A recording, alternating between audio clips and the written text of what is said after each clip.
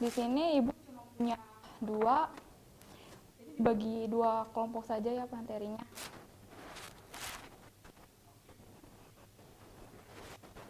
Baik, sebelum memulai pelajaran, alangkah baiknya kita berdoa terlebih dahulu. Boleh ketua kelas memimpin doa pada pagi hari ini? Baik teman-teman, sebelum kita memulai pelajaran, alangkah baiknya kita berdoa menurut kepercayaan masing-masing. Berdoa dimulai.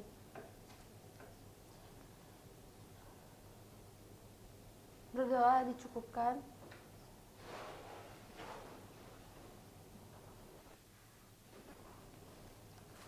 Baik, selanjutnya yaitu kita isi dulu terlebih dahulu yaitu presensi pada kehadiran hari ini. Boleh di-scan dulu yang ada di sini. Di-scan selama 5 menit ya untuk presensinya dan jangan lupa dikumpulkan. Baik, terima kasih. Selanjutnya kita akan menonton video terlebih dahulu yaitu sistem ini. Yang pertama sel saraf. Hai, Assalamualaikum warahmatullahi wabarakatuh. Ketemu lagi dengan saya, Wendy Driningsi. Kali ini kita ini adalah sistem koordinasi. Sistem koordinasi terdiri dari 3 sistem. Yang pertama adalah sistem saraf. Kemudian sistem koordinasi juga meliputi adanya sistem hormon. Dan yang ketiga, bagian dari sistem koordinasi adalah panca indera. Nah, kita akan bahas satu persatu ya. Dan yang sekarang kita akan bahas adalah sistem saraf. Sistem saraf adalah salah satu bagian dari sistem koordinasi yang mengatur aktivitas tubuh melalui rangsangan listrik secara cepat. Nah, kita akan membahas sel saraf atau neuron, yaitu unit fungsional terkecil dari sistem saraf yang menyusun jaringan saraf. Sekarang kita bicarakan tentang struktur sel saraf. Coba kalian perhatikan gambar ya. Bagian yang A adalah dendrit yang mempunyai fungsi menerima rangsang. Bagian B adalah badan sel atau perikardion, akson, berfungsi menghantarkan rangsang menuju sinapsis dan diselubungi oleh mielin. Bagian yang D adalah sel squam, berfungsi menghasilkan selubung mielin. Bagian yang E adalah selubung mielin yang berfungsi untuk melindungi akson dan memberi nutrisi. Bagian yang F adalah nodus Planvier atau celah yang berfungsi untuk mempercepat hantaran rangsangan. Sedangkan bagian yang G adalah sinapsis yang mempunyai fungsi meneruskan rangsang ke sel saraf selanjutnya. Kemudian kita yang pertama adalah saraf sensorik atau afferent, yaitu saraf yang mengirimkan rangsang dari daerah reseptor atau indera menuju sistem saraf pusat. Yang kedua adalah interneuron, yaitu saraf penghubung yang banyak terdapat di otak dan sumsum tulang belakang. Macam saraf selanjutnya adalah menuju efektor atau penangkap rangsang. Selanjutnya kita akan membahas struktur sel jaringan saraf. Struktur sel jaringan saraf ada jaringan saraf sensorik, yaitu dendritnya panjang, aksonnya pendek. Untuk jaringan saraf interneuron, dendritnya pendek, akson panjang atau pendek. Sedangkan untuk jaringan saraf motorik, dendritnya pendek, aksonnya panjang. Selanjutnya kita akan yang pertama adalah saraf multipolar. Nah, kalian bisa melihat gambarnya ya. Sel saraf jenis ini kebanyakan ditemukan pada saraf motorik dan interneuron. Bentuk sel saraf yang kedua adalah saraf bipolar. Nah, kalian perhatikan gambar ya. Sel saraf jenis ini kebanyakan ditemukan pada reseptor telinga, mata, dan hidung. Sel saraf yang ketiga adalah saraf unipolar. Sel saraf unipolar ini kebanyakan ditemukan pada saraf sensorik dan reseptor alam indera. Oke, demikian tadi penjelasan tentang sel saraf sistem saraf. Selanjutnya kita akan membahas mekanisme penghantaran impuls. Jangan lupa like dan subscribe ya. Terima kasih.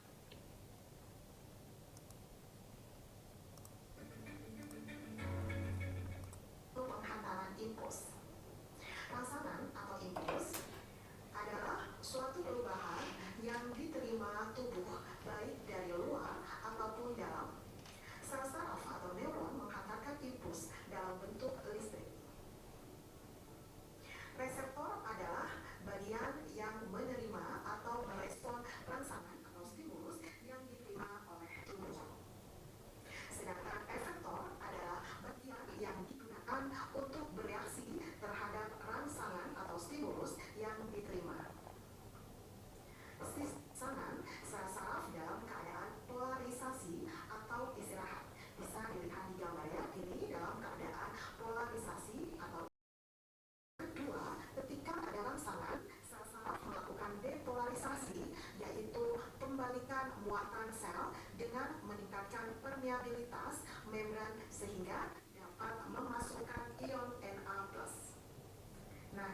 adalah gambar.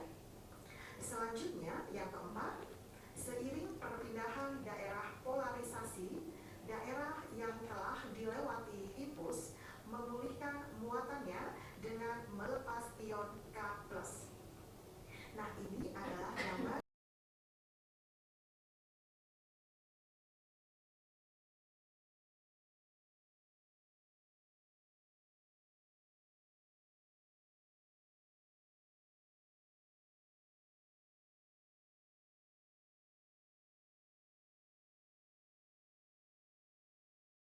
adalah gambarnya. Kita akan baca adalah tombol sinapsis, yaitu ujung akhir akson yang membentuk tombol. Yang B adalah neurotransmitter sel saraf yang dihasilkan sel saraf prasinapsis. Jadi neurokolin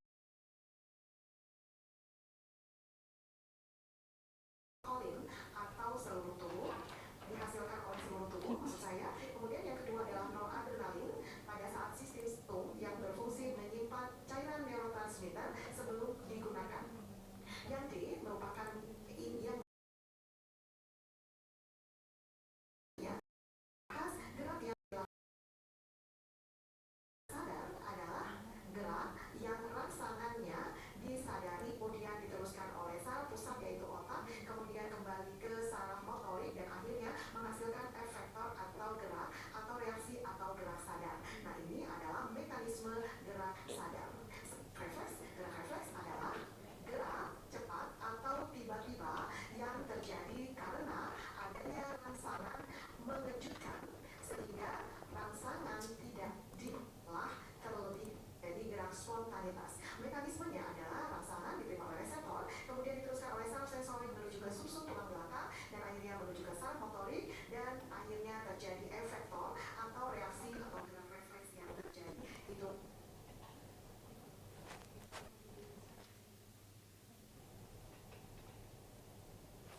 Baik, setelah menonton video pertama dan kedua, apakah ada yang tahu kita mempelajari tentang apa? Sistem gerak.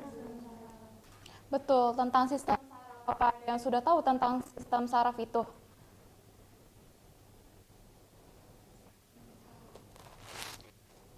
Boleh, ada yang, siapa yang ingin ini?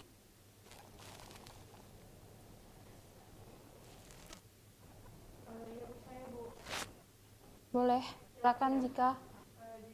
Video tadi terkait dengan sistem saraf dan narkotika, di mana video pertama terkait dengan saraf, kemudian video kedua terkait mekanisme pengantaran impuls.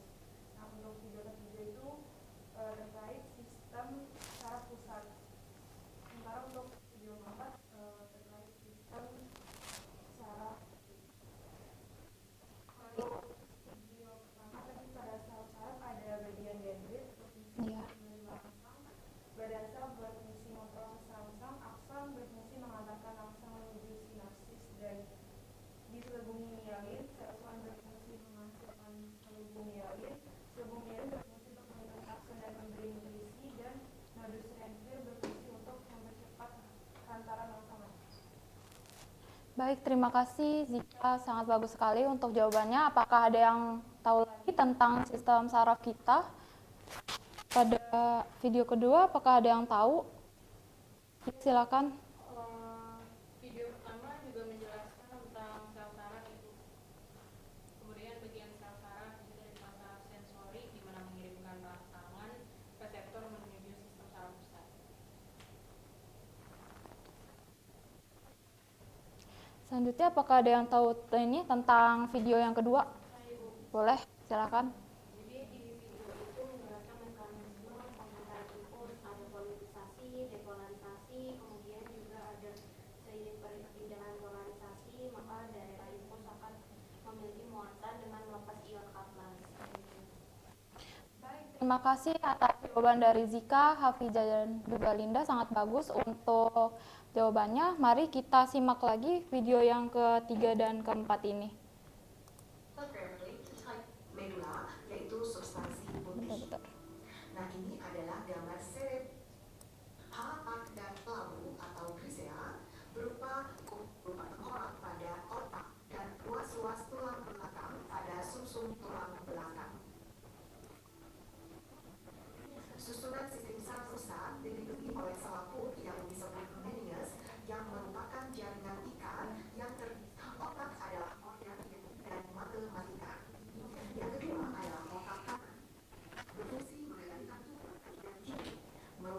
pusat EQ, emotional quotient, linguistik, perasaan, seni, ekspresi, dan komunikasi.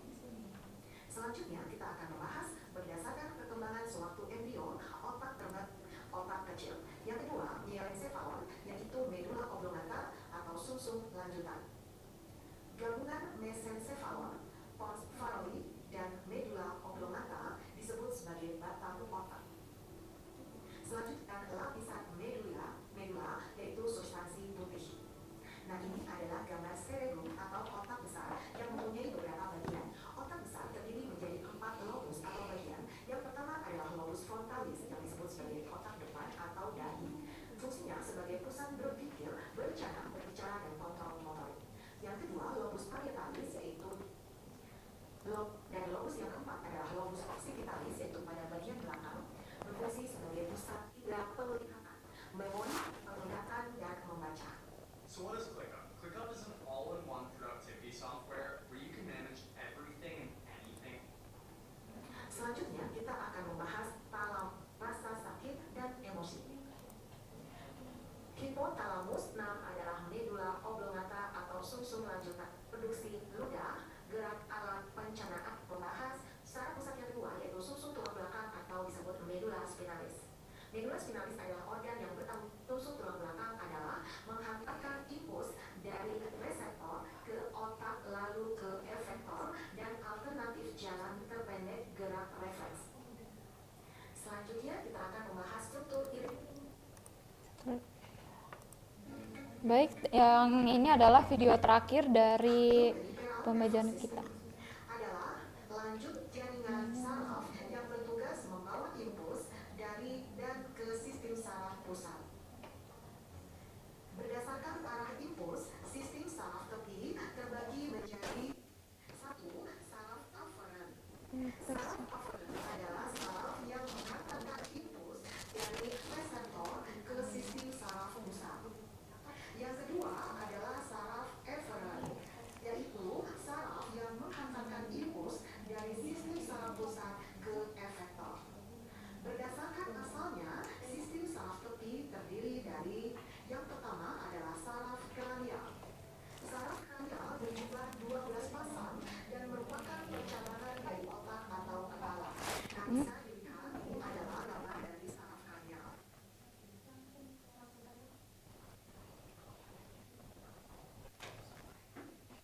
Baik, ini adalah pemaparan dari video ketiga dan keempat. Apakah ada yang ingin dibahas? Saya Ibu. Oke, boleh silakan Tia. Dari video ketiga itu menjelaskan sistem saraf pusat yang ada fungsi otak di perjalanan. Dan juga ada pun bagian dari otak ada cerebrum, talamus, hipotalamus, mesencephalon, pons faroi, medula oblongata, dan cerebellum. Dan juga susunan tulang belakang, medula spinalis yang berfungsi bertanggung jawab atas koordinasi gerak baik medula spinalis terdapat pada ruas tulang belakang sampai ruas kedua tulang pinggang. Baik, terima kasih atas jawabannya Tia. Apakah ada lagi yang tahu tentang video yang tadi, yang keempat tentang sistem saraf tepi yang sudah kita tonton? Iya, saya Bu. Boleh, Safa? Jadi video yang keempat ini mengenai sistem saraf tepi. Nah, berdasarkan arah impulsnya ini terbagi menjadi saraf aferen dan juga saraf eferen. Kemudian dibagi juga berdasarkan asalnya terdiri dari saraf kranial dan saraf spinal. Dan yang terakhir berdasarkan fungsi itu terbagi dari atas saraf somatik dan juga saraf otonom. Baik, tentu saja apa yang sudah dibahas oleh kalian semua di video yang sudah disimak, yaitu video 1 dan sampai ke 4. Di sini dijelasin bahwa saya sudah melihat yaitu penyusun sistem saraf itu terdiri dari struktur dan fungsinya. Nah, yang dimana di sini terdiri dari badan sel, dendrit, dan juga akson. Nah, selanjutnya ada struktur motorik dan juga yang tadi itu intermediate.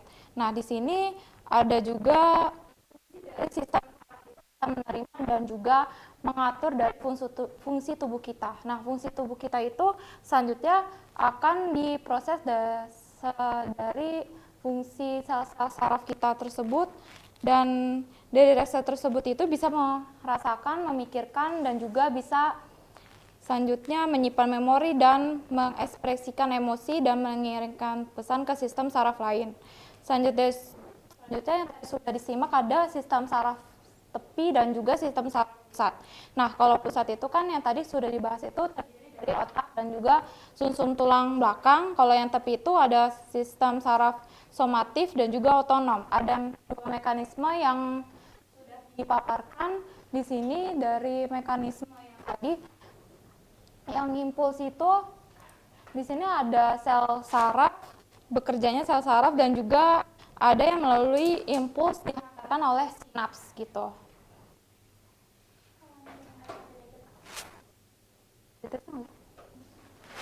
Ya udah. Baik.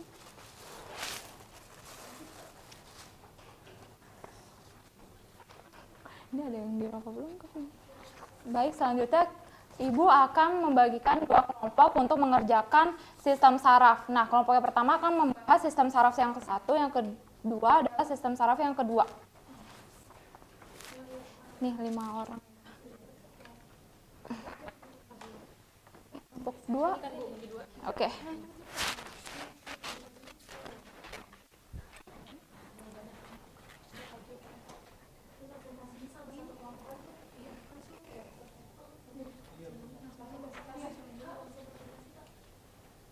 Apa? Langsung.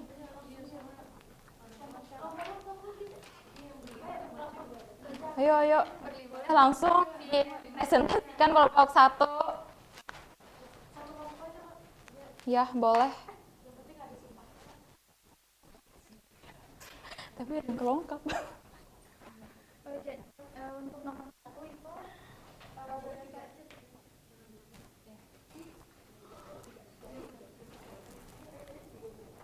ada bagian cara durasinya itu untuk menemukan penyemangatan yang sengaja badannya, ada nukleus yaitu sebagai tingkat pengatur yaitu yang ketiga ada seluruh myelin untuk melindungi akson dan saraf dan juga ada sel nukleus, nodus, transmitter, akson dan sinapsis.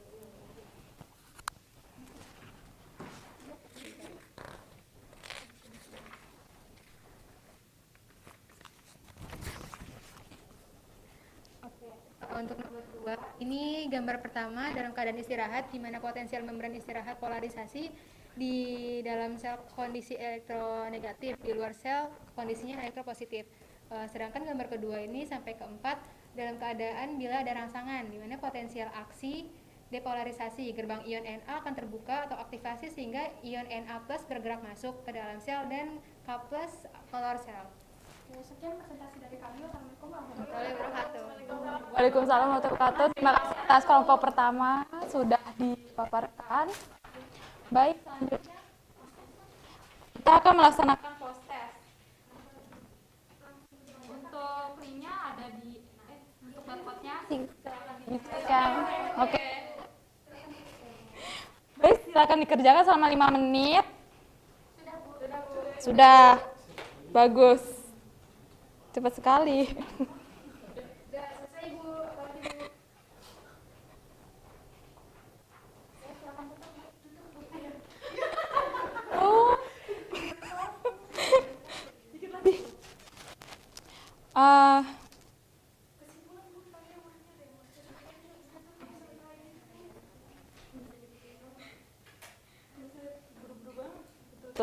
Bentar. Sebelum Ibu tutup, apakah ada yang ingin menyimpulkan dan juga apa sih tujuan pembelajaran kita pada hari ini?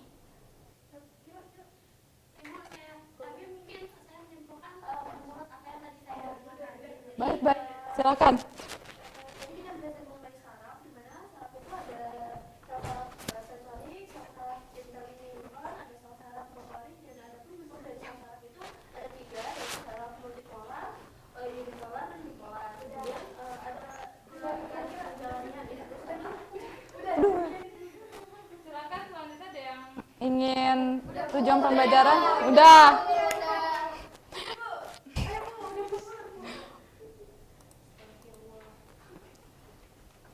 Alhamdulillah anak-anak sudah selesai materi pelajaran kita tentang sistem saraf dan juga psikotropika.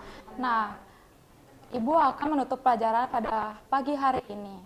Sebelum menutup pelajaran, mari kita berdoa terlebih dahulu. Doa dimulai. Amin. Selesai, terima kasih anak-anak. Iya. Terima kasih, Bu. Ya udah.